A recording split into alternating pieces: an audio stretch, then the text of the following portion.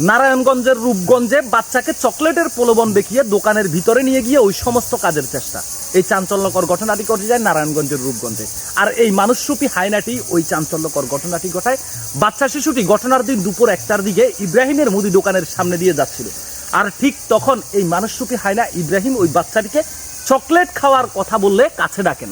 বাচ্চাটিকে চকলেট খাওয়ার কথা বলে কাছে ডেকে তার দোকানের ভিতরে ঢুকায়। দোকানের ভিতরে ঢুকে দোকানের পিছনে নিয়ে মেয়েটিকে ওই সমস্ত কাজ করার চেষ্টা করে।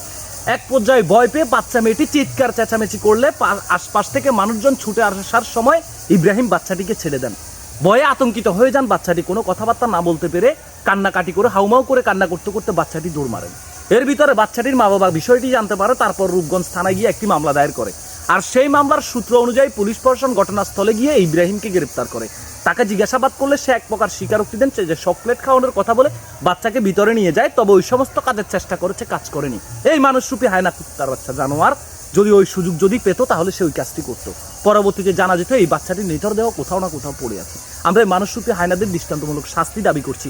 এই শাস্তি দাবি করতে করতে মুখের ফেনা তুলে ফেলছি, কিন্তু আজ পর্যন্ত দর্শনকারীর শাস্তি এই বাংলার জমিনে হচ্ছে না। কেন হচ্ছে না, কি কারণ হচ্ছে না আমরা জানি না। এটা কি সরকারের ব্যর্থতা না প্রশাসনের ব্যর্থতা, এটাও আমরা জানি না। আগে কখনো এমন ভয়ঙ্কর ঘটনার বর্ণনা আমাদেরকে এভাবে দিতে হয়নি। আর কত আসিয়ার মতো এরকম শিশু এই সমস্ত কাজের শিকার হবে। ভিডিওটি শেয়ার করুন, আপনার মতামত জানান।